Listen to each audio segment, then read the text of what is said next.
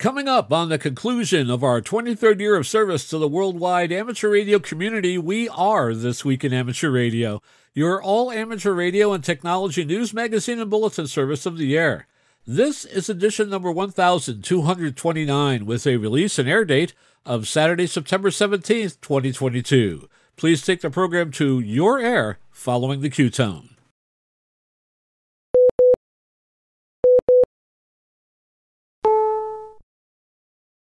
It's time for another trip up and down the spectrum to see what's happening in the world of amateur radio and communications in general. Coming to the conclusion of our 23rd year of service to the amateur radio community all around the world, we are This Week in Amateur Radio, North America's premier amateur radio and technology news magazine and bulletin service of the air. Here are the stories for release around the earth as we come to air with edition number 1229 of This Week in Amateur Radio. West Coast radio operators help guide a disabled sailboat into port. Amateur radio takes center stage at the Big E Exposition in Massachusetts this week. The radio amateurs of Canada are asking hams in that country to comment on proposed changes to Canadian call signs. The exams for China's top license, the Class C, have been rescheduled. We'll tell you when. Radio amateurs in the Ukraine are diligently maintaining radio silence. The World Radio and TV Handbook, remember that? Well, it's back. We will tell you when it will be available. The Hawaiian Big Wind Emergency Test successfully tests radio communications. We will have a follow-up on the repeater dedication for the lost broadcast engineers in the 9/11 attacks. We will have an update on the 23-centimeter amateur band and radio navigation satellite coexistence possibilities at the upcoming World Radio Conference. And we will introduce you to Oscar Norris, W4OXH, who at 104 years old is celebrating his 73rd year on amateur radio. All of this and a lot more is straight ahead on today's edition of This Week in Amateur Radio. These headline stories will come to you in a moment along with this week's special features. We'll visit with Bruce Page, KK5DO, and get an update from AMSAT and what's new with all of those amateur satellites in orbit. Our technology reporter, Leo Laporte, W6TWT, will jump back in time to August of 2021 with a Best of the Tech Guy as Leo wishes a happy 40th birthday to the original IBM PC with a retrospective look back. From the world down under, Australia's own Arnold Benshoff, VK6FLAB, continues his look at the Amateur's Code. This week it is Being Friendly on Amateur Radio. Our own amateur radio historian, Bill Continelli, W2XOI, returns with another edition of his summer series, Amateur Radio History Headlines. This week, Bill looks at the headlines that made the amateur radio news during the period between 1987 and 1991. And our tower climbing and antenna master, Greg Stoddard, KF9MP, looks at tower-mounted electronics with a look at his latest 900 megahertz installation. All of that is straight ahead as North America's premier amateur radio and technology news magazine and bulletin service, This Week in Amateur Radio, takes to the air right now. Reporting from our headquarters studio just outside of Albany, New York, and with a head cold, I'm George, W2XBS. And reporting from the newsroom in Half Moon, New York, I'm Terry Saunders, N1KIN. And reporting from our news bureau in Rochester, New York, along the southern shore of Lake Ontario, where there's a definite touch of autumn chill in the air, I'm Dave Wilson, WA2HOY. And coming to you from our news bureau, just outside Albany, New York, where the weather is getting crisper, fall is getting nearer. In the Geek Cave studios, I'm Rich Lawrence, KB2MOB. And reporting from the western Catskill Mountains in upstate New York, where a run of good weather is scheduled and we're planning on doing some antenna work, I'm Don Hulick, K2ATJ. And reporting from our Troy, New York News Bureau, where the leaves are just about to change, I'm Eric, KD2RJX. And reporting from our news bureau in Fayetteville, Arkansas, where round one of our annual summer-autumn match goes to summer as the forecast is for hotter than normal temperatures. I'm Will Rogers, K5WLR. And now with this week's lead story, here is Terry Saunders, N1KIN. Leading off our news this week, on September 7th, 2022, Jean Socrates, VE0JS/MM/KC2IOV, and her sailboat, the SV Nerita, set sail from Cape Flattery, the northwesternmost point of the contiguous United States. She was on her way to visit friends in San Francisco, California, but 2 days of 35-knot winds and storms left her sailboat disabled and her onboard radio equipment marginally operational. With more details on how amateur radio played a significant role in getting Socrates successfully into port, we go to John Ross, KD8IDJ, with this report. Amateur radio operators in New Mexico, California, and Canada, and members of Group 7.115 heard her request for assistance. Gil Gray, N2GG, was able to contact Socrates on 40 meters, but her power was extremely low, and she was unable to communicate on 14.300 megahertz to notify the monitoring group on that frequency, said Gray. She needed help with wind and sea conditions and tidal data for San Francisco Bay. Low power output on the HF radio made it difficult to get Q5 copy, which would typically be Q2 or Q3. With the help of several software-defined radio operators in Utah, California, and Maui, Hawaii, they were able, though, to glean enough information and copy to understand her situation and answer questions for her navigation. Gray, Jonathan Ayers, AI6NA, and Edwin E. Jenkins, K6EXY, are all experienced sailors. They were able to make periodic contact with Socrates and give her updated wind reports. The last contact with her was on Monday, September 12th at 11 a.m. Mountain Standard Time. By this time, though, Socrates was sailing with only the forward sail on her 38-foot sloop. Fortunately, a following wind kept her moving without a mainsail.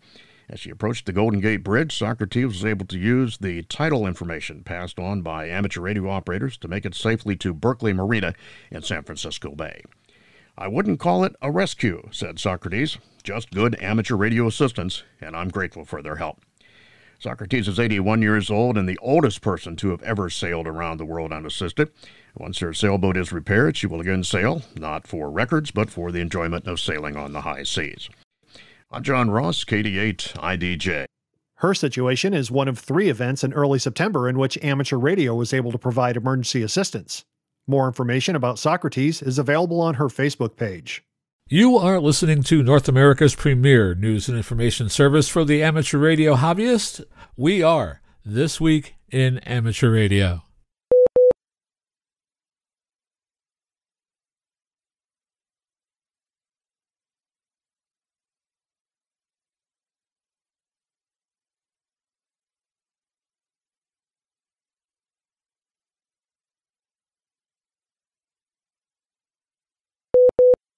The following story comes to us courtesy of Bob Inderbitzen, NQ1R at League Headquarters.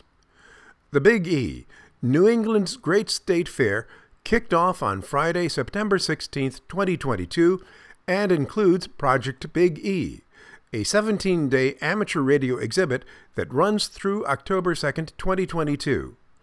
The fair, held in West Springfield, Massachusetts, is the largest agricultural event on the eastern seaboard and the 6th largest fair in the nation. With more details on the amateur radio exhibit at the Big E, we go to John Ross, KD8IDJ, who files this special report from League Headquarters. The Big E, New England's Great State Fair, kicks off on Friday, September 16, 2022, and it includes Project Big E. That's a 17-day amateur radio exposition that runs through October 2, 2022.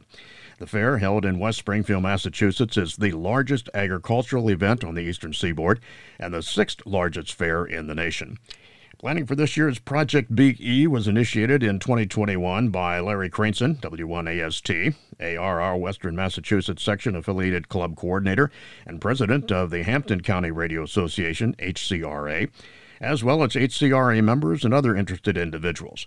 They envisioned an exhibit that would demonstrate the many aspects of modern ham radio and provide an opportunity for future amateur radio operators to sign up for information and courses in their local area. If just 0.1% of attendees sign up for ham classes, that would be 1,600 names to distribute to all New England radio clubs, said Craneson. We would all benefit and grow ham radio, he added.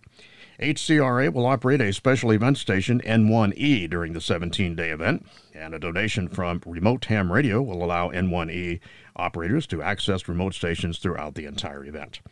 Additional exhibits and demonstrations will also be at the event. They include an emergency communications display, ENCOM, a D-Star and other digital mode demonstrations, and digital HF modes on a big screen.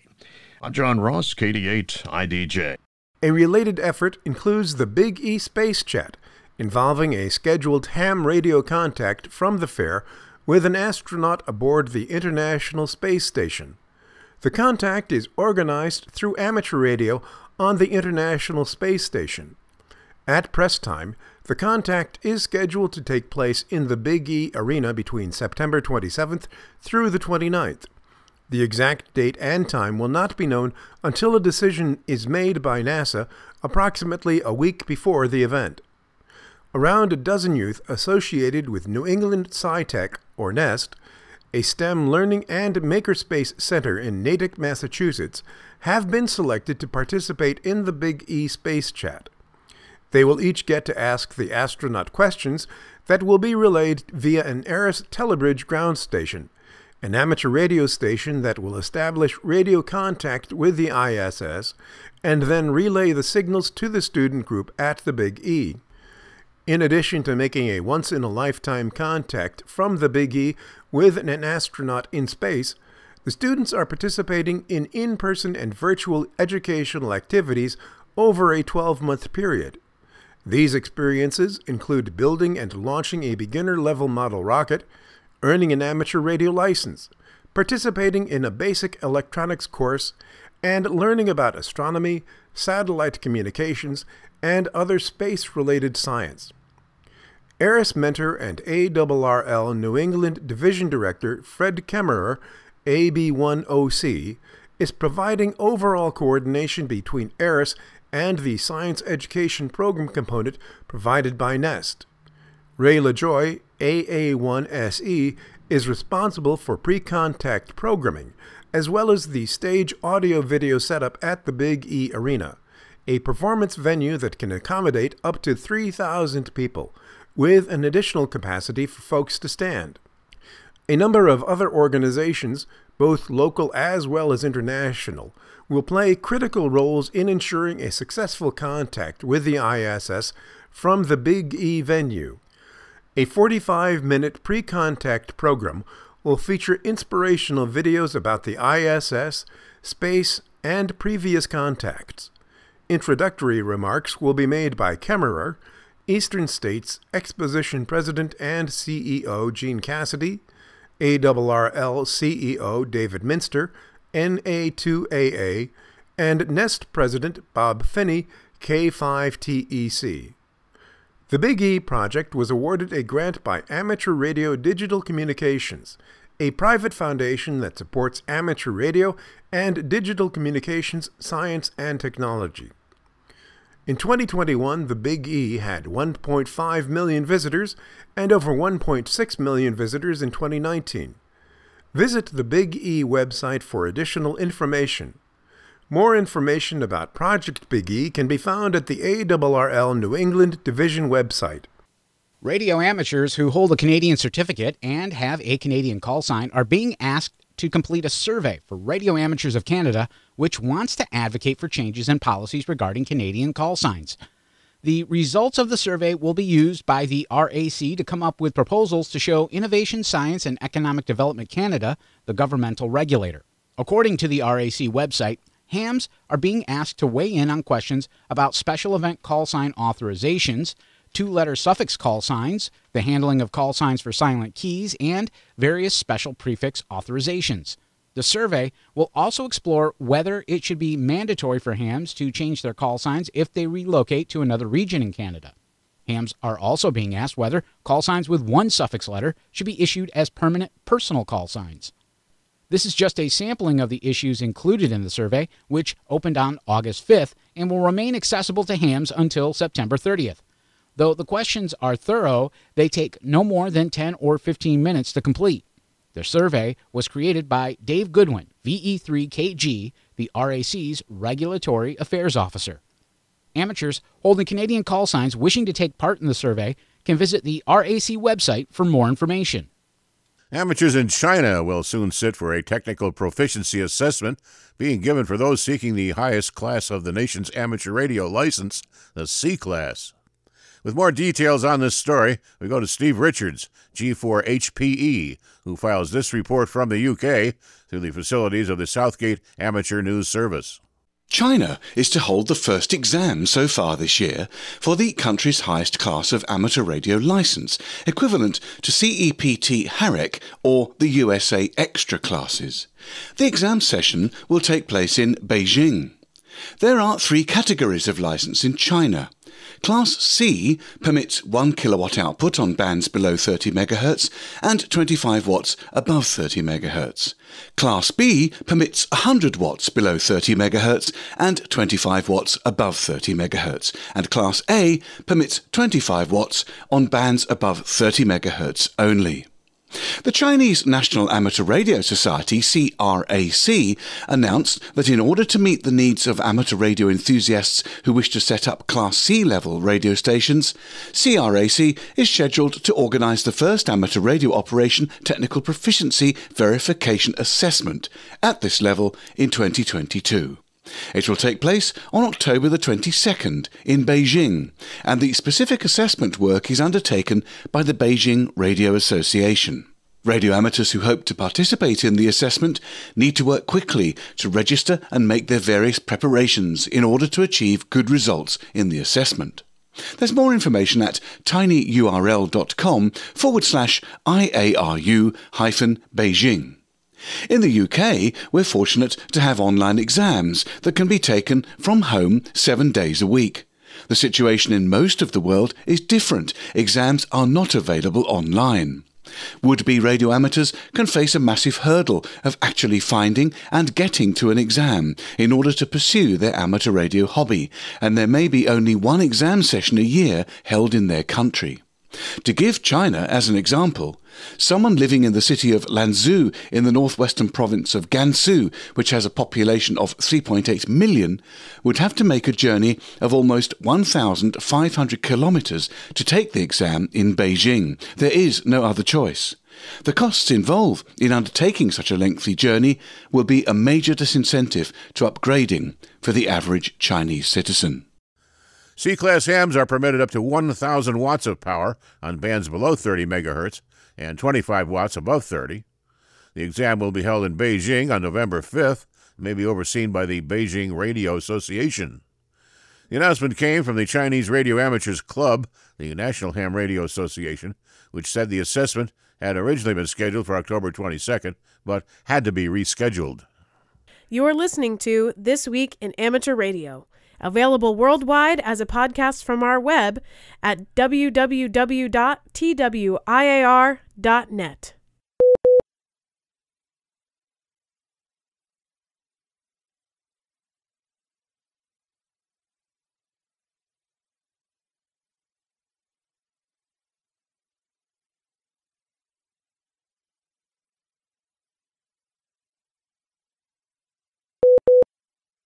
Radio amateurs in Ukraine appear to be diligently maintaining radio silence as the state of emergency declared there just prior to the Russian military invasion remains in effect. Back on February 24th, a decree from President Volodymyr Zelensky included a ban on the operation of amateur radio transmitters for personal and collective use. The Ukraine Amateur Radio League reported this past week that it has received many messages of encouragement from the worldwide amateur radio community. The LRU informed international amateur radio organizations about Russia's military invasion of Ukraine, said the message from UARL Vice President Anatoly Kirilenko, UT3UY.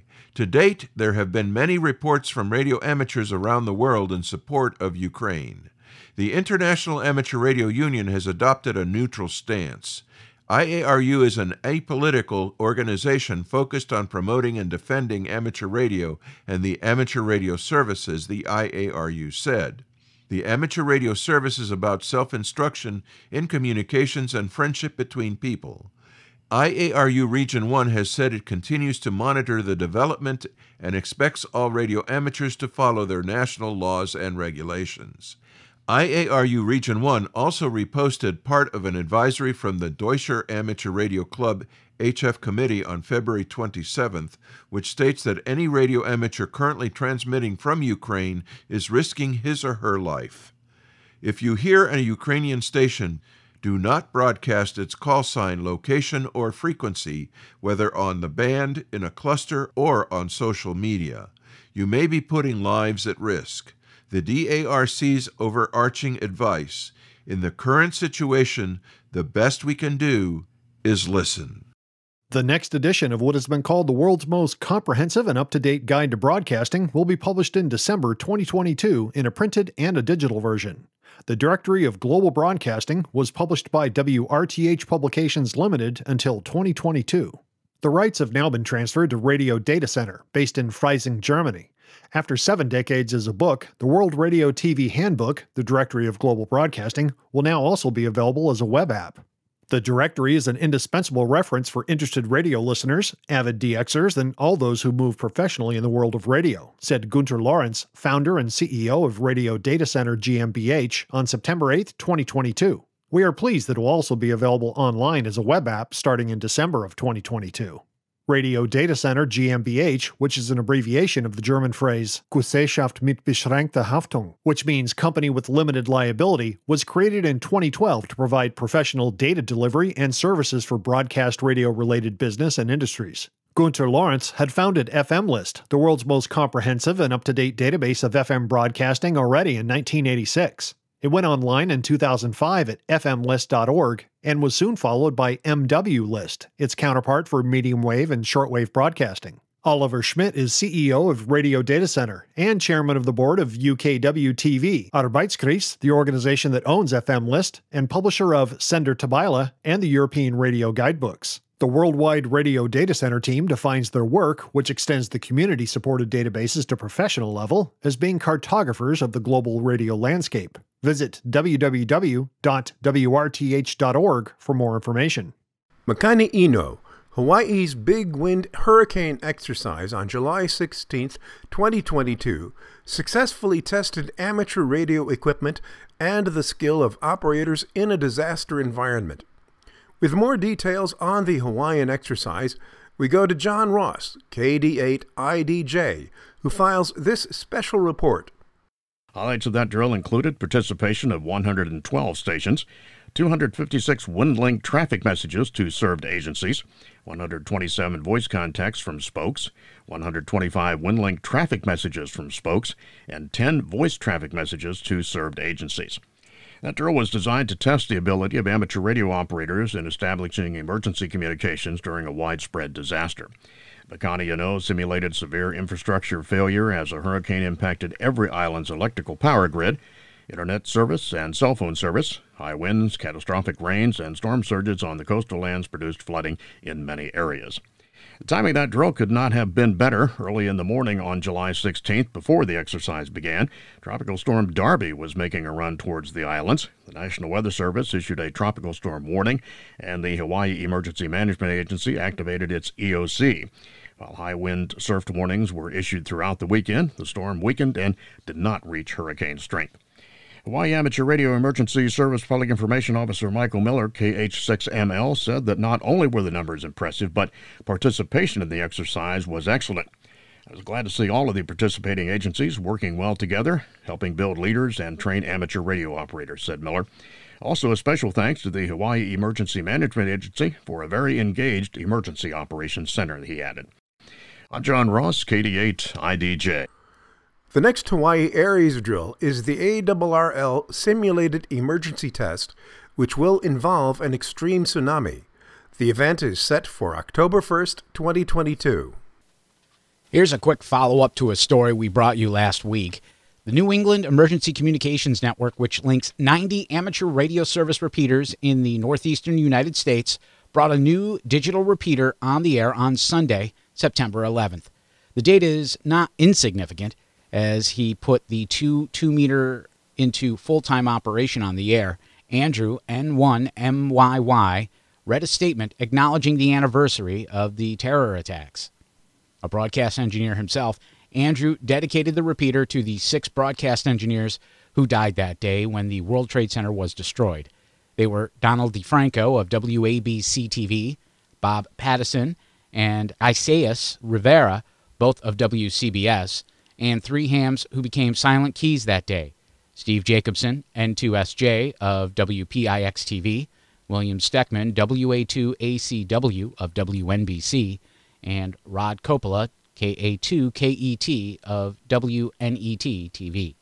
The repeater's full-time operation now adds to the network's strength for public service and emergency preparedness in the New England region. Cave City High School in Arkansas now has its own radio club. The club recently received its charter from the American Radio Relay League along with an $8,000 grant from the ARRL's Grant Foundation. These funds will be used to purchase and install radio equipment, including a local repeater. Science teacher Lynn Williams, N5 TLW, told the Guard online that the club received lots of support from the Batesville Area Radio Club, whose members helped the high school's club president, Ithaca Bacon, KI5QOS, get things in motion. The students are hoping their station and the repeater will be on the air within the next few months. In the meantime, the school club is going to host a number of informational meetings for community members who want to learn more. The achievement is bittersweet for many involved in setting up the new club. The president of the Batesville Area Amateurs, Steve Shelton, AE5RU, became a silent key on August 27th. Lynn, who is a member of the Batesville Club, said on the Batesville Club's Facebook page that the success of the students' efforts to form the Cave City High School Amateur Radio Club comes in large part due to Steve's dedication to that effort. He wrote, "The current and future students in the club will benefit from his influence." The Reading Radio Club in Reading, Pennsylvania will celebrate their 100th anniversary on September 24th. The club plans to operate a special event station, and with more details on this operation, we go to John Ross, KD8IDJ, who files this report from League headquarters. Special event station W3BN will operate from 9 a.m. to 9 p.m. Eastern Daylight Time on 10, 15, 20, 40, and 80 meters SSB. All licensed amateurs are invited to join the celebration and make contacts to qualify for a personalized color certificate commemorating that event. RRC operators will be staffing 3 HF stations from the Reading area for a 12-hour period, and you can look for spots on your favorite DX cluster to find and contact one of those stations. The RRC was formed by a group of radio hobbyists in 1921, and it became an ARRL-affiliated club in February 1922. ARRL President Rick Roderick and 5UR presented a plaque during the RRC banquet in May, marking that celebration of the centennial. I'm John Ross, KD8IDJ. To qualify for a color QSL card, send log information to w3bn100@gmail.com and include your call sign, the band you operated on, the time and the date, and your name. You're listening to America's premier amateur radio news magazine of the air. This Week in Amateur Radio.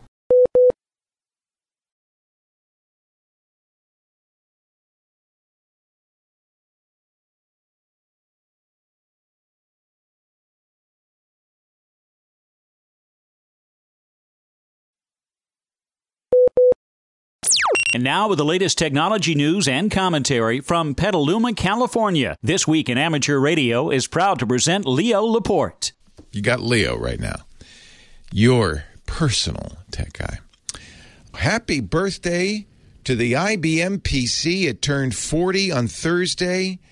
The original IBM personal computer came out August 12th, 1981.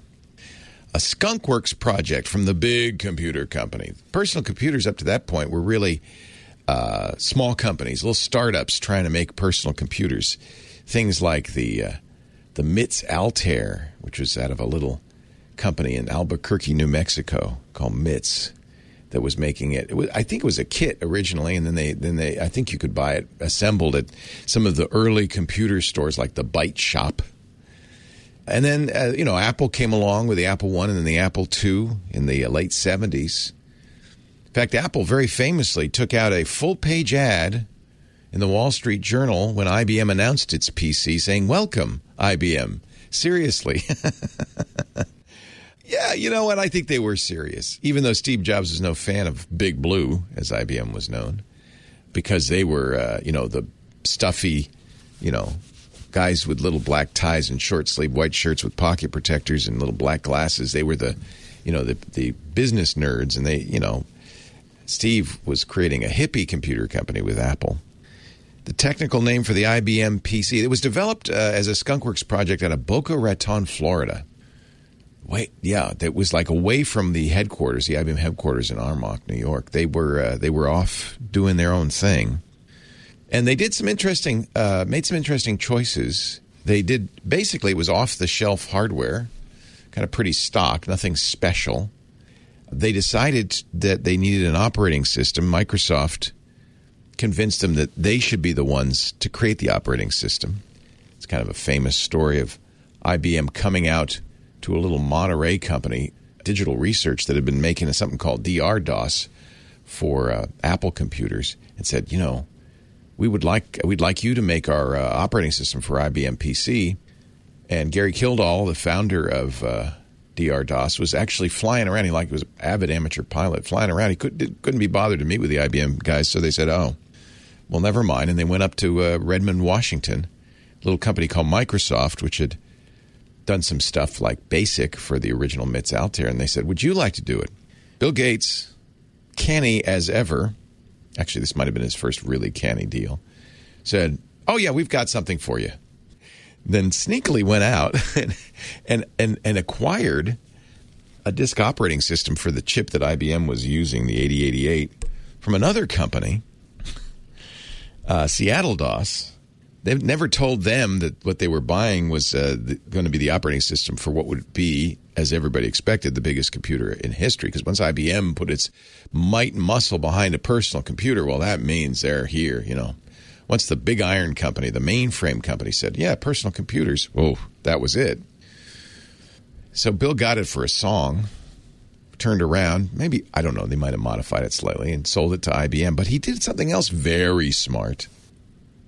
He said, "I'll make you PC-DOS, but I want to keep the rights to it. I'm not going to give it to you. I want the royalties." And IBM, not thinking this was going to be a big deal, said, "Oh, yeah, sure, whatever you want. Whatever you want." Can't be, how many computers, look at Commodore 64, how many computers have they sold? It's not going to be. So they made the deal, off-the-shelf hardware and software, and essentially an open architecture. The only thing that was unique to the IBM PC was its basic input-output system, the firmware that the computer loaded on boot. That was the compatibility later. If you could duplicate that, everything else you could buy, including, because of Bill Gates' canny deal, PC-DOS, which they called MS-DOS, if you bought it. Original IBM PC, the 5150, that was the name. Nobody remembers that. They just remember the IBM PC. Started at $1,565. That did not include a floppy disk. Those were actually pretty rare in the time. That included a cassette adapter, so you could hook up a cassette to it. If you wanted to load it up, more like $3,000. And that was when a dollar was really a dollar back in 1981. You could have high-resolution monochrome text if you wanted. Or if you were a Commodore type and you wanted color, you could get low-resolution graphics. Or you could have both. How much RAM? How much RAM do you think? It was an Intel 8088 CPU running at, I remember this, 4.77 megahertz. Mega, not giga. So that should give you some idea of RAM. Not gigabytes. Not even megabytes. We're talking kilobytes. The original IBM PC for $1,565 had 16 kilobytes of RAM. You could spend more and get 64 kilobytes. Ooh. And you could, if you had lots of money, buy a floppy disk. No hard drive. What's that? Hard drives are really expensive. I remember buying a 5 megabyte with an M hard drive in that era for $5,000. My boss bought it, not me. IBM also put their might behind something called the ISA bus, which allowed you to plug in cards. Didn't take very long before somebody figured out how to reverse engineer the BIOS, and the IBM compatibles were born. I think it was less than a year. And, of course, that whole industry took off. IBM discontinued the original PC in 6 years later, 1987. 1987. And remember the PC Junior they followed it up with? It was a terrible, terrible flop. Happy birthday, 40th birthday for the computer that, I know Apple did a lot, and Commodore and other companies, Atari. But it was really the IBM PC that made the personal computer revolution take off. And the fact that IBM said, yeah, we don't have to own this. We can make it an open architecture. That was really quite an interesting choice. Made a lot of money for Microsoft, too, by the way. The IBM PC. Happy birthday. Anyway, I'm glad you were here, and I'm here, and I'll be here next week, and I hope you'll come by and bring your friends, too, as we talk high tech. Leo Laporte, the tech guy. Are you ready for another trip into amateur radio history? I'm Bill Continelli, W2XOY, and I'll be back in a moment with another edition of the Ancient Amateur Archives, here on This Week in Amateur Radio. We pause for stations along the network to identify. We are This Week in Amateur Radio, available as a direct download on our website at www.twiar.net.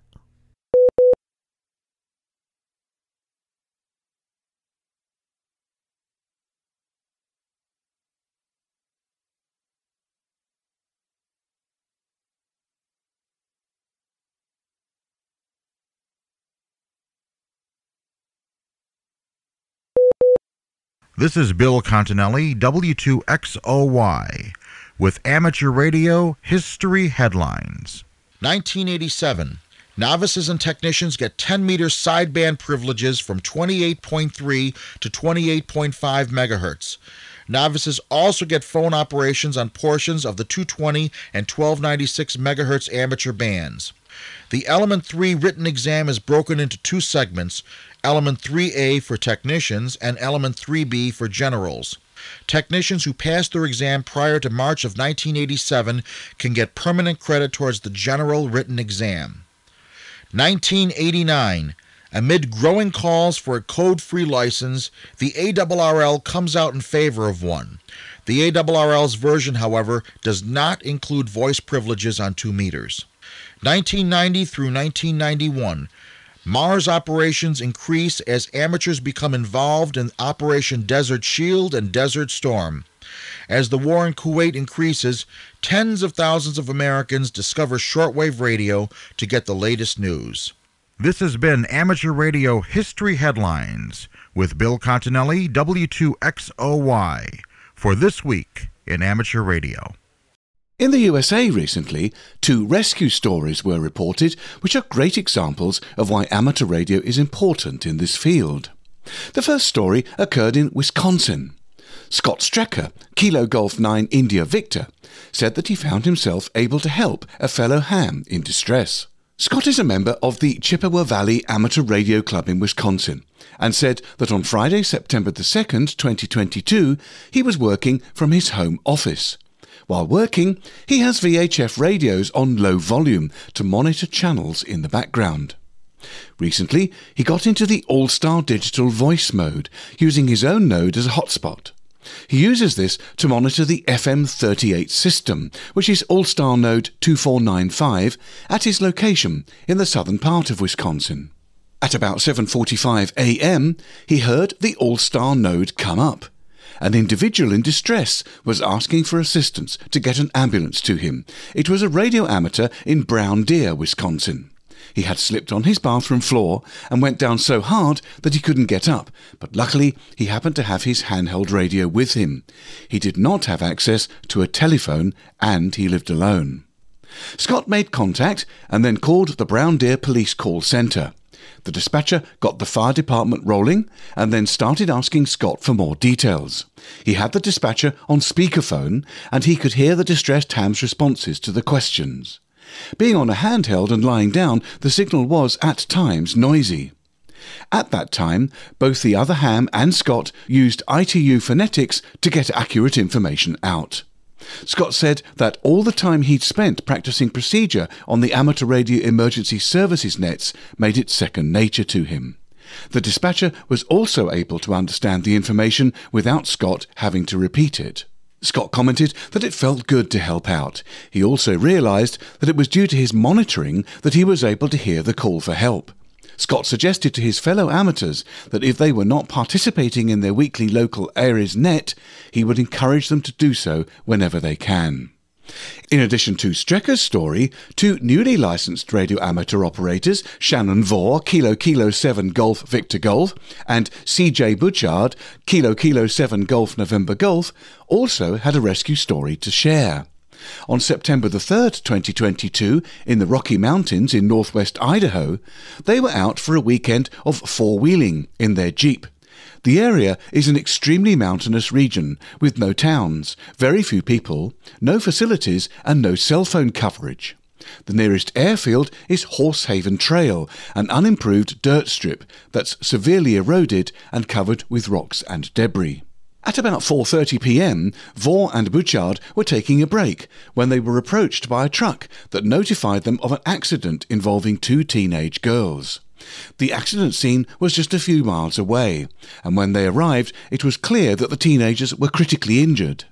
Butchard was unable to reach the several local repeaters, but was finally able to make contact using a 2-meter band simplex frequency, 146.420 MHz.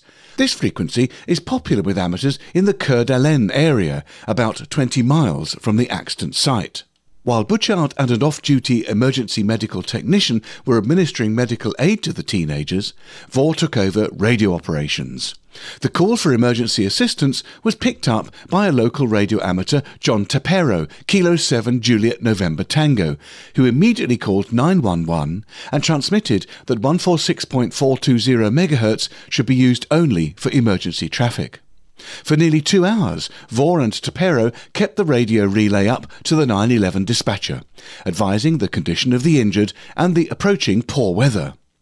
Life Flight Network, a helicopter rescue service, was unable to respond because of a severe thunderstorm immediately over the rescue site. 2 teams of emergency medical technicians were sent out, but due to the mountains and the storm, they couldn't communicate back to their dispatcher. So Tapero continued to provide radio information for all parties until 6 p.m, when the rescue teams arrived. The teenagers were in a stable condition and immediately transported to the nearest hospital. Today, they're in good condition and recovering. Vore said that it took about 2 days to wind down from their experience. The radio amateurs involved were glad that they had their amateur radio licenses and were able to help. Butchard said that they'd been using radios on the general mobile radio system, but have since upgraded their licenses for more operating privileges. He said that because the area signals were not good, it was very difficult to communicate, so they studied, took the higher level exams, and were now looking forward to more amateur radio opportunities. Both Vore and Butchard are now looking to join a local amateur radio club and become involved in the ARRL Amateur Radio Emergency Service. Foundations of Amateur Radio.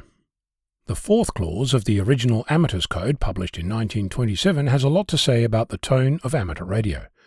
It says, "The amateur is friendly, slow and patient sending when requested, friendly advice and counsel to the beginner, kindly assistance and cooperation for the broadcast listener.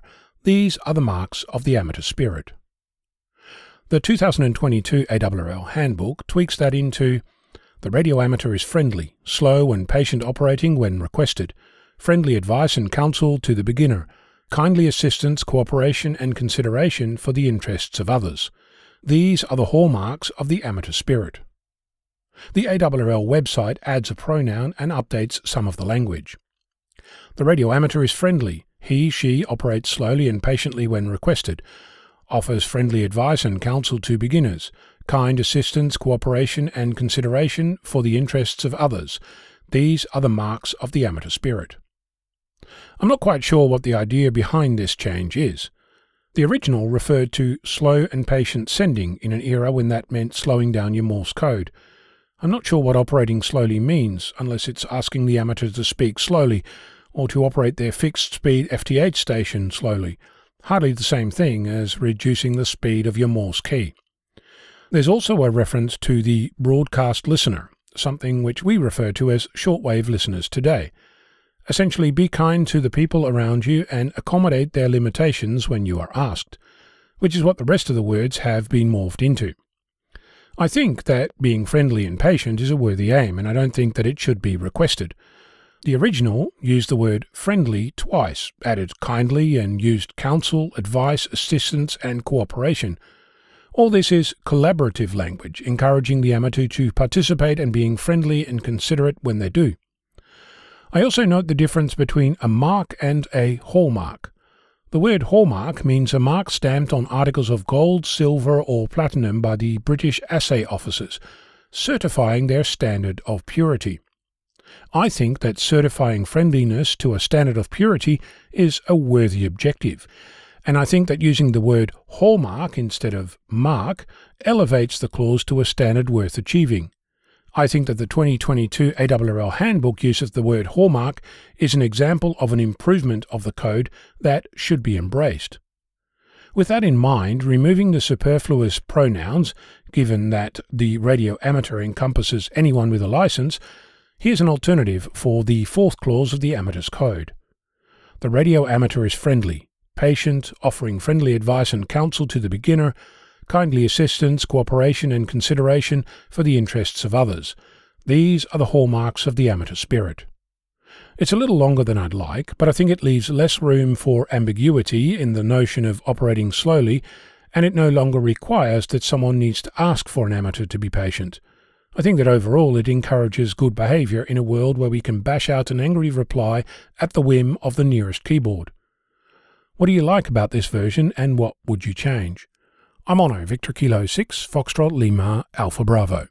You are listening to This Week in Amateur Radio, available as a podcast at our website, www.twiar.net, and streamed worldwide via Spotify and iHeartMedia.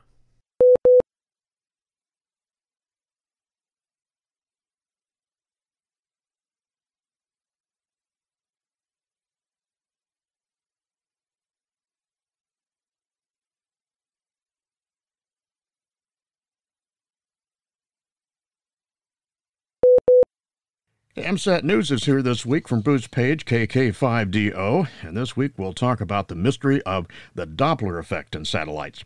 We experience the Doppler effect every day and seldom pay attention to it.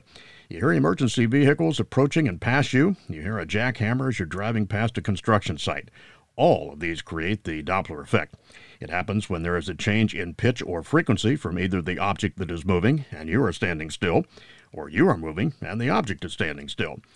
In the case of a satellite, the satellite is moving towards you, causing the frequency it's transmitting to be higher, and as it gets closer to you, the frequency will be the published frequency, and then as it moves away, the frequency will go lower.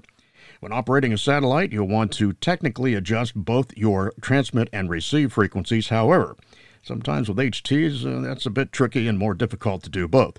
So in that case, you definitely want to adjust the higher of the two frequencies, as the Doppler affects that frequency the most.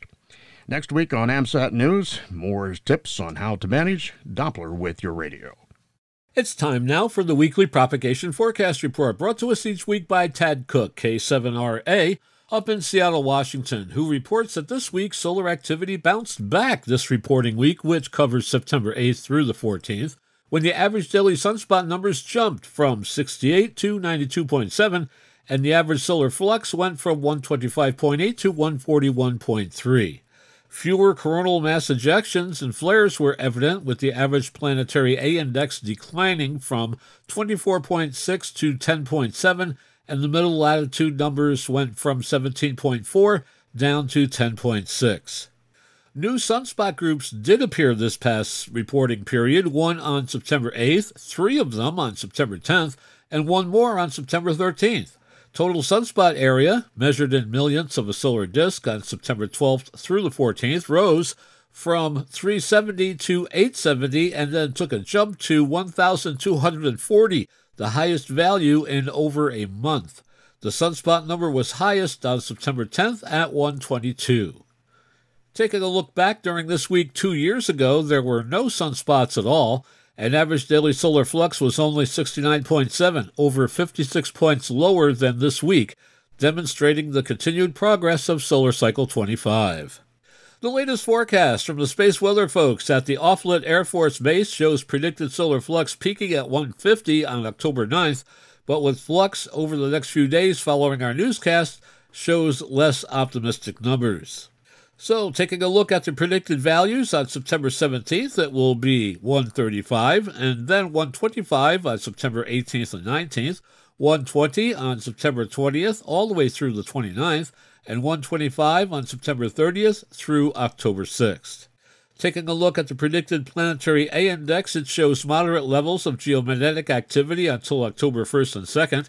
The forecast is 18 and 10 on September 17th and 18th, 5 on September 19th through the 23rd, then 10 on September 24th, 14 on September 25th through the 27th, 8 on September 28th and 29th, and then 22, 50, 30, 20, and 12 on September 30th through October 4th. And remember, the autumnal equinox is only 1 week away. For radio sport contesting this week, many opportunities. On September 16th, the AGB Namiga contest, CW Phone and Digital. On September 17th, the QRP Field, CW Phone and Digital. And on the 17th, the Wisconsin Parks on the Air, that is phone. September 17th through the 18th, quite a few of contesting opportunities. The ARRL EME contest, CW Phone and Digital. The SARL VHF UHF Digital contest. The ARRL 10 GHz and up contest, CW Phone Digital there. The Scandinavian Activity Contest, CW. The Iowa QSO Party, CW Phone and Digital. And the Texas QSO Party, CW Phone and Digital, all scheduled for September 17th through the 18th. On September 18th, the North American Sprint RTTY contest, that's digital. The Bardic Sprint PSK 63 contest, that's digital. On September 19th, the 144 MHz Fall Sprint, CW Phone and Digital. On the 21st, the VHF UHS FT8 Activity Contest. And on September 22nd, the RSGB 80-meter Autumn Series data, that will be digital. And some upcoming section, state, and division conventions to be aware of. On September 17th and 18th, again, the QSO Today Virtual Hamfest. That's an online event, and ARRL is a QSO Today partner. September 23rd through the 24th, the HRO Superfest hosting the ARRL Central Division Convention. That's in Milwaukee, Wisconsin. September 24th, the Red River Amateur Radio Hamfest hosting the ARRL Dakota Division Convention, West Fargo, North Dakota. And September 24th, the Spokane Hamfest hosting the ARR Washington State Convention. That's in Spokane Valley, Washington. And on October 1st, the Wichita Area Hamfest hosting the ARL Kansas State Hamfest in Wichita, Kansas. The Northern Advocate newspaper of New Zealand reports that a Northland man who breached the Radio Communications Act faces a fine of up to 30,000 New Zealand dollars, which is around €18,000 or £16,000. It relates to the importation of two types of handheld transceiver, which should only have been sold to licensed radio amateurs. New Zealand has specific regulations around the use of two-way radios. Concern about them led to the introduction of a notice in 2018 banning the importation, sale and distribution of two-way radios without a special endorsed license. An announcement by New Zealand's Radio Spectrum Management said that the man, who has been granted interim name suppression, recently appeared in Whangarei District Court, pleading guilty to breaching the Radio Communications Act 1989 by importing prohibited unrestricted radios without a licence. Scheduled for sentence later this year, he faces a fine of up to 30,000 New Zealand dollars. The charge is related to a consignment of 50 Baofeng UV5Rs and Baofeng UV82 two-way radios, which was addressed to the man's home and intercepted by customs. Radio Spectrum Management had previously issued warnings and infringement notices to the man for offering similar devices for sale via TradeMe, which is a New Zealand auction buy and sell website. The defendant continued to ignore these notices, which culminated with the interception of the illegal radio transmitters and the subsequent charges. You can read the Northern Advocate newspaper story at www.nzherald.co.nz. As the World Radio Conference 2023 approaches, studies regarding AI91B, which considers the 23-centimeter amateur band, and the radio navigation satellite service Coexistence, are working towards conclusions. However, the International Amateur Radio Union is not content that all the operational aspects of the amateur service usage of the 1240 to 1300 MHz band are being properly considered. Having been deeply involved in the regulatory work, it is the opinion of the IARU that for many national authorities the 23-centimeter band, WRC 23 Agenda Item 91B topic, has a very low priority. Many are taking a generic stance stating their support for studies without considering the detail of the work or how it is moving forward. Therefore, the IARU requests that member societies urgently put this issue on the agenda with their national authorities to discuss the matter. The IARU view is that the potential for widespread or persistent interference to the radio navigation satellite service from amateur service transmitters is overstated. However, recognizing the regulatory situation, the IARU and the amateur community are ready to accommodate any technical or operational measures deemed necessary on the amateur services so long as they are proportionate, reasonable, and evidence-based.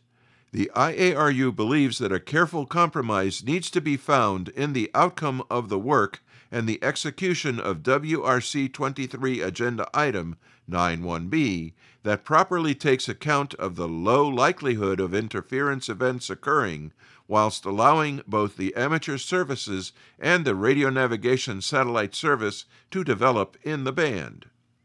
The IARU stresses the opportunity that the higher frequency amateur service bands enable technical skills development for researching and experiencing radio propagation effects.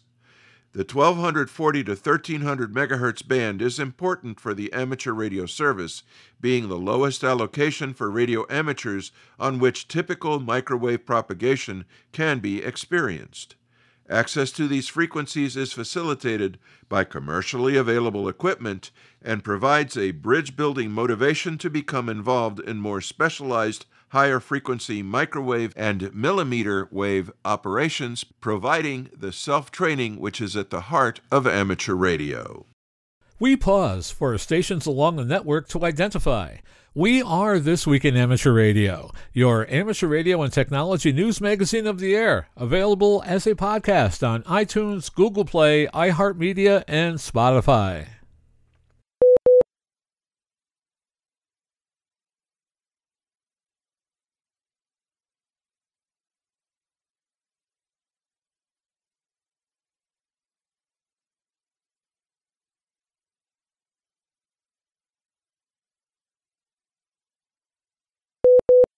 The latest IARU Monitoring System Region 1 newsletter reports that the broadcaster Radio Algérienne has again been transmitting inside the amateur radio 7 and 21 MHz bands.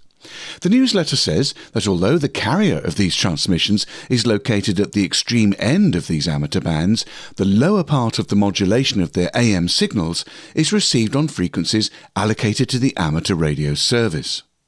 Along with this station, there are already several broadcast stations transmitting inside the HF amateur bands, such as the Voice of the Broad Masses from Eritrea on 7140.02 and 7180 kHz. The state of Eritrea is a country in the Horn of Africa region of Eastern Africa, with its capital and largest city at Asmara. It's bordered by Ethiopia in the south, Sudan in the west, and Djibouti in the southeast. Another regular violator is Ethiopia Radio on 7110 kHz, among others. There were also numerous reports about transmissions received in the HF bands allocated to the amateur service, sent by the over-the-horizon radars, such as those located in Russia, known as Container, or in the UK sovereign base area in Akrotiri in Cyprus, or the Iranian over-the-horizon radar, which transmits daily on the 10-metre amateur band at 28,860 kHz centre frequency. The International Amateur Radio Union Monitoring System Region 1 August 2022 newsletter can be read at www.iaru-r1.org. And especially on the 40-metre amateur band, there are always radio services that have no place to be there. Sometimes these are hard to recognise as intruders. This is the case for the evening radio teleprinter transmissions on 7080 kHz. At first glance, it looks like a legal amateur radio RTTY signal. But taking a closer look at the transmission parameters, it becomes clear that this particular FSK mode is not used in amateur radio. The speed is 50 baud, with a shift between the two tones of 200 Hz instead of the more typical 425 Hz of amateur radio shift. This method, called CIS 5050, is used primarily by the Russian Navy. A similar emission can be observed on 7088 kHz, again, inside the amateur band. Hams in various parts of southern Africa have gained access to the 60-meter band recently. The South African Radio League reports that South Africa is permitted the range of frequencies from 5.350 to 5.450 MHz on a non-interference basis at a maximum output power of 100 watts EIRP and 5.290 MHz for whisper beacons. Namibia, Swatini, Mozambique, and Zimbabwe have been given the WRC-15 allocation from 5.351.5 to 5.366.5 MHz with 15 watts EIRP. Kenya has 5.275 MHz to 5.450 MHz on a secondary basis with 400 watts. The League wrote on its Facebook page that it is still awaiting official confirmation from Botswana, Lesotho, Angola, Zambia, Malawi, and Tanzania. A minor geomagnetic storm is supposed to be minor. That's why even experts were surprised back on February 4th, 2022, when dozens of Starlink satellites started falling out of the sky. A weak coronal mass ejection had hit Earth's magnetic field, and the resulting G1 class minor storm was bringing them down. How could this happen? A new paper published in the research journal Space Weather provides the answer. Although it was only minor, the storm pumped almost 1,200 gigawatts of energy into the Earth's atmosphere, explains lead author Tong Dang of the University of Science and Technology of China.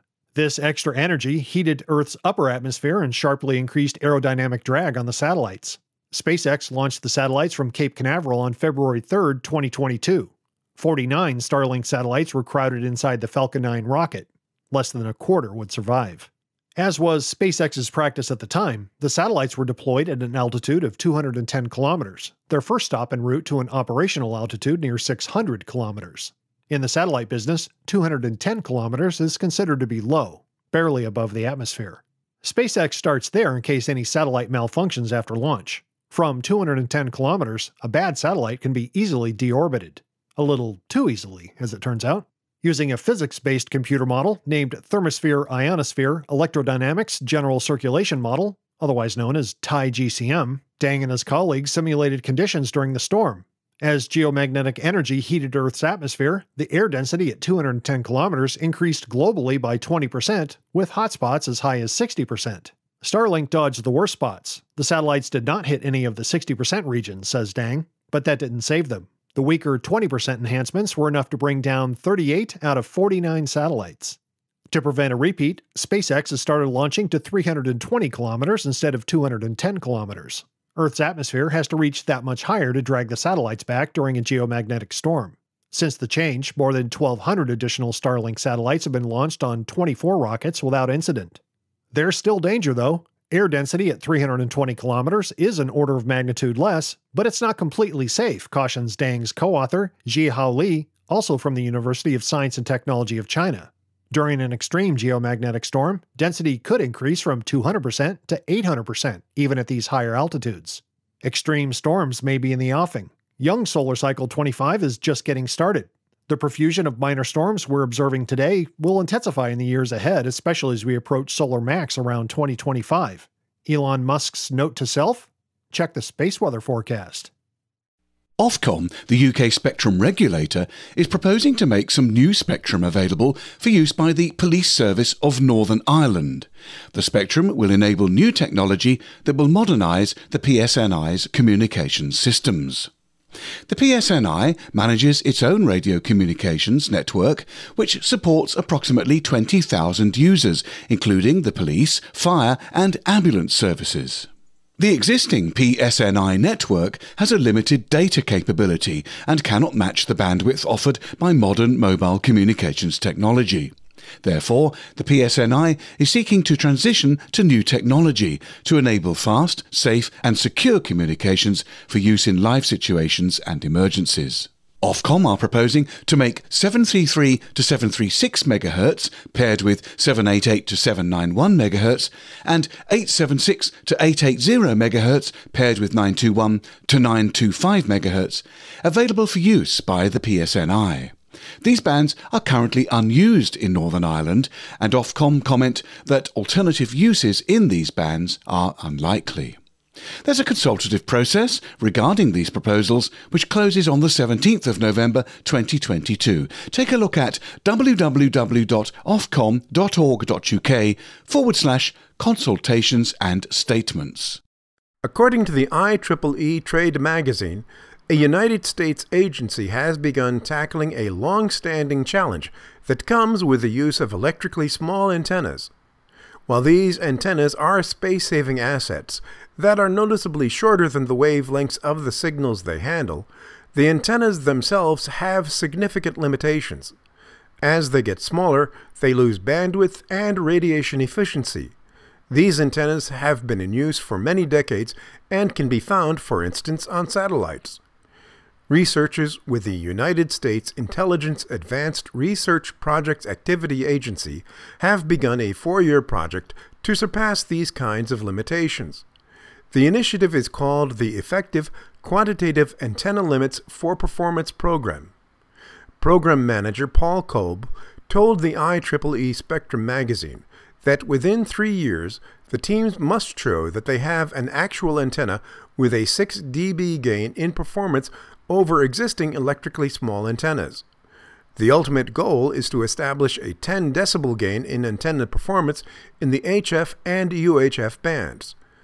Kolb told the Spectrum that in the last year of the project, researchers will be required to produce an antenna with the sought-after 10 dB gain. The teams are being required to validate all results with independent labs. Kolb said such antennas aren't likely to become viable for the commercial market.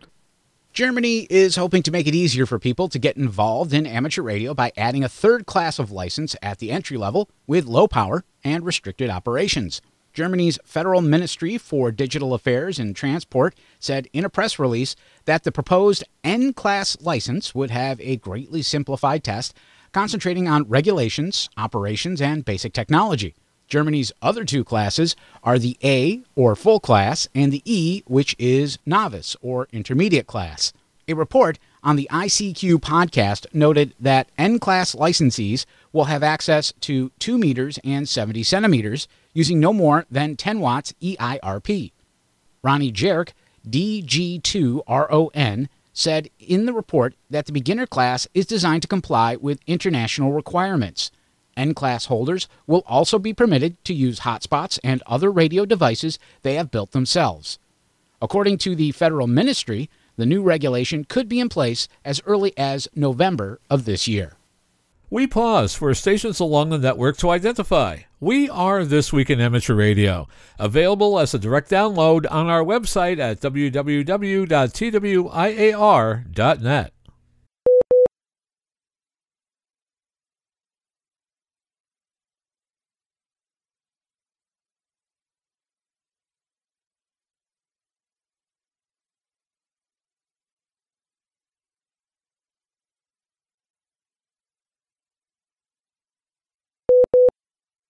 Southern Ohio Amateur Radio Association and Lawrence County Amateur Radio Emergency Service members will participate in an on-air special historical event on Saturday, October 1st. SOARA members invited amateur radio clubs across the tri-state area to participate in this event. They'll be operating on several different frequencies from the Burlington Commons Park Shelter on the riverbank in Burlington, Ohio, from 9 a.m. till 2 p.m. The radio stations will use SOARA's call sign, W8SOE. This year, in keeping with the historical event series, SOARA will bring attention to the early history of Lawrence County and its first county seat, established in 1817 in Burlington. The event will focus on the importance of Burlington as part of the Underground Railroad. This event will be the first for ARRL's Ohio section at this event. The event has the opportunities for a fun-filled family day to engage the public and learn about the history of Burlington. An effort will be made to raise public awareness of amateur radio and the benefits of getting licensed, as well as emergency and community service. A special certificate will be issued to all amateurs who contact SOARA. I'm excited that SOARA members have decided to have their special event here at the Burlington Commons Park and are focusing on this area's history, said Concerned Citizens Area President Tamara Howard. Eddie Jenkins, NAURU Assistant Areas Coordinator and SOARA Assistant Volunteer Examiner and Testing Team Leader, added that the special event station will mimic emergency conditions required for a total communications failure. This includes telephone, commercial radio, television, cell phone, and web access due to devastating weather, earthquakes, and wildfire conditions. In an effort to clean up space junk in low Earth orbit, the FCC hopes to act this month in setting a deadline that would require dead, non-geostationary satellites to be removed from space within 5 years. The proposal shortens the period established by NASA guidelines, which set a 25-year period, which is voluntary, for such satellite disposal. The new regulation, if approved, would not apply to any domestic satellites already in orbit. It would also give some breathing room to organizations whose satellite launches have already been approved, so those groups can have a disposal plan in place before the launch date. The FCC is proposing a 2-year grandfathering period that would begin on September 29th, the day the Commission has scheduled its vote. In response to NASA's concerns about the potential impact on CubeSats, the FCC said it intended to grant waivers on a case-by-case basis.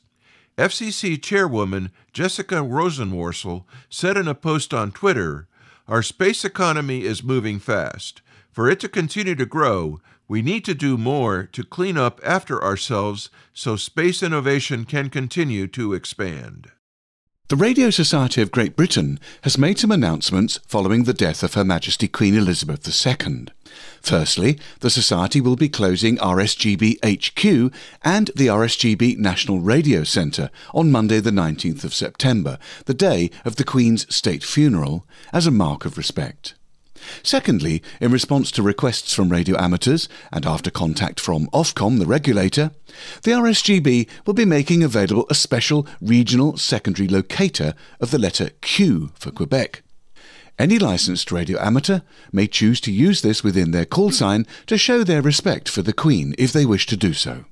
So, for example, Golf Whiskey 9 X-Ray Yankee Zulu would become Golf Quebec 9 X-Ray Yankee Zulu, and 2 Mike 0 Alpha Bravo Charlie would become 2 Quebec 0 Alpha Bravo Charlie.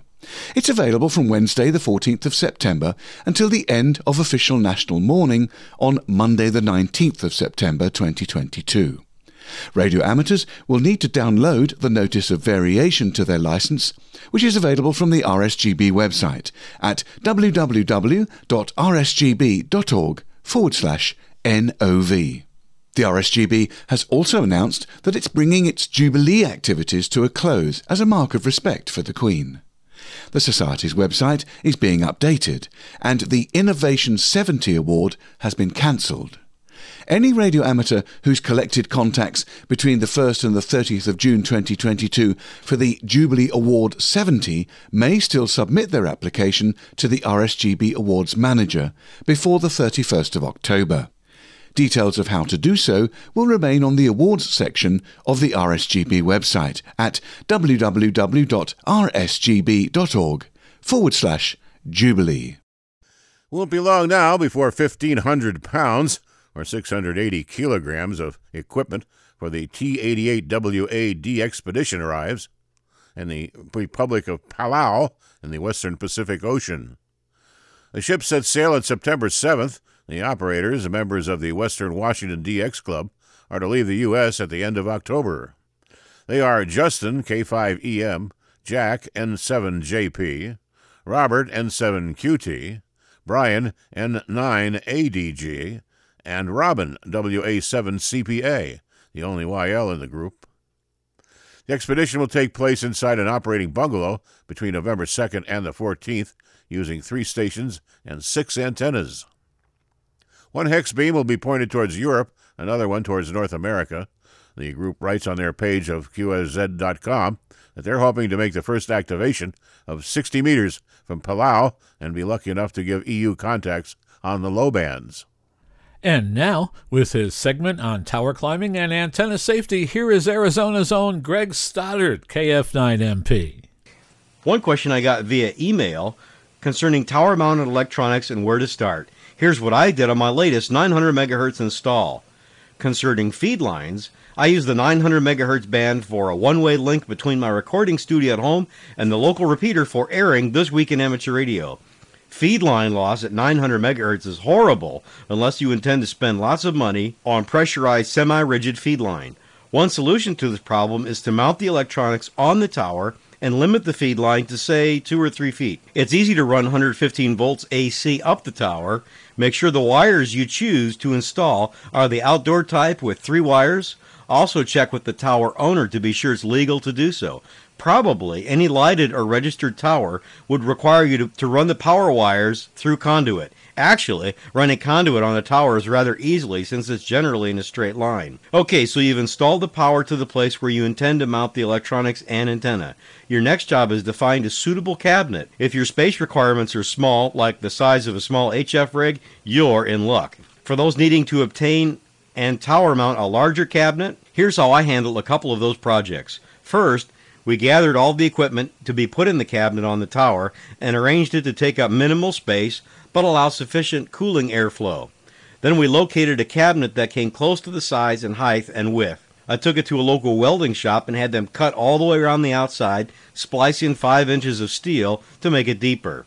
After the bill was paid, I sealed it with silicone and paint and tested it with a water hose for a watertight seal. I did install 2 drain holes in the bottom just in case. For smaller projects, marine battery cases work well for housing tower-mounted electronics. You'll need a mounting bracket of some sort and some holes in the box, but they're cheap and durable. Hamfests are good places to look to pick up plastic boxes for outside mounting. I found several with molded-in nuts for mounting, clear plastic doors with key locks for real cheap, my favorite 2 words. Some common mounting devices for electronics on the tower are hose clamps, antenna U-bolts, most brass screws and nuts, as well as custom-made brackets from scrap steel. If you live in an area with a large industrial area, try to get to know someone that works as an industrial electrician who can help you scrounge old steel electrical cabinets, scrap steel, wire, and other hardware. Most of my best outdoor installations were made from old control cabinets destined for the scrap steel bin or the landfill. And while you're building your tower-mounted box, be sure to consider how to safely put it on the tower and gain access to it. Remember, money spent on books and videos relating to tower safety is always money well spent. Invest in your safety soon. Don't be a statistic. This is Greg Stoddard, KF9MP, reporting for This Week in Amateur Radio. You are listening to North America's premier news and information service for the amateur radio hobbyist. We are This Week in Amateur Radio.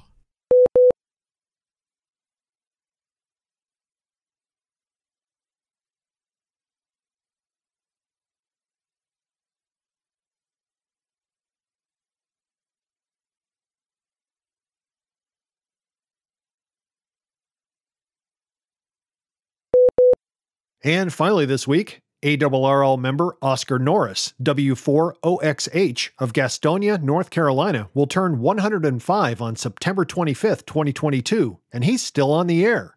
John Ross, KD8IDJ, has more on this unique amateur. Norris lost his sight when he was 24 in 1942, and it was his blindness that led him to amateur radio. He earned his license in 1949 and has been on the air now for 73 years. Tony Jones, N4ATJ, has known Norris since he was 14 years old and remembers the first time that he met Norris. It was at a bicycle shop, and Norris, blind, but was still able to tear down a wheel, replace the spokes, and spin the wheel until it was balanced. Several years later, Norris gave Jones a book on how to earn an amateur radio license. Over the years, that book got misplaced, said Jones. I would give anything to find that book today, Jones continued. Oscar has the personality of one of the kindest people you would ever want to meet, and he has never had an unkind word for anyone. Norris communicates mostly using digital mobile radio on the handheld radio that he keeps nearby, and he has been a member of the Gaston County Amateur Radio Society, GCARS, an ARRL-affiliated club, since 1979. In honor of his 105th birthday, GCARS members will be operating the special event station N10 on September 20th through October 1st. Operations will be on the HF bands, 2 meters, 1.25 meters, and 70 centimeters. Modes used will be CW, SSB, FT4, FT8, DMR, and D-Star. I'm John Ross, KD8 IDJ. For additional information, contact Jones at n4atj@twc.com. Again, that's November 4, Alpha Tango Juliet at tangowhiskeycharlie.com. This Week in Amateur Radio is holding open auditions for news anchors for the weekly national worldwide amateur radio news service. If you have a good radio voice and can reliably read provided news copy, we are looking for you. This, of course, is an all-volunteer position. An amateur radio license is not required. You must have a high-quality microphone, headset mics are not used, and be familiar with audio editing software to record and edit your finished news stories before uploading. If you would like to try out for a weekly or bi-weekly anchor position with North America's premier amateur radio news on air and podcast, please send an email to our producer, George, W2XBS. You can include a sample MP3 of yourself reading news copy sent as an attachment to W2XBS77@gmail.com. That's whiskey, the number 2, X-ray Bravo Sierra 77@gmail.com. Be sure and use Anchor Audition in the subject line. Please include your phone number and a good window of time for a callback to discuss your submission and our operating logistics to see if This Week in Amateur Radio is a good fit for you. We hope to hear from you soon. Many of the news and information items heard on this edition of This Week in Amateur Radio have been provided by the American Radio Relay League, the ARRL Audio News Service, and the ARRL Letter, the Southgate Amateur News Service, Steve Richards, G4 Hotel Papa Echo, and the Southgate Vibes News Service, AMSAT, the Radio Amateurs of Canada, the FCC, the Radio Society of Great Britain, and Ofcom, the South African Radio League, the International Amateur Radio Union, the Wireless Institute of Australia, and the Australian Communications and Media Authority, the New Zealand Association of Radio Transmitters, the Amateur Radio Newsline, the Rain Hamcast, Eric Guth, 4Z1UG and QSO Today, QRZ.com, the Tech Guy, Leo Laporte, the International Telecommunications Union, and various news sources on the Internet. With special thanks to all our weekly news sources and to you, our listeners, that wraps up this edition of This Week in Amateur Radio. If you would like to write to us, you can find everything you need, including archive editions of the news service, at our website at twiar.net. And now, for all of us at This Week in Amateur Radio headquarters and all our news team around the world, this is Will Rogers, K5WLR in Fayetteville, Arkansas, wishing you 73.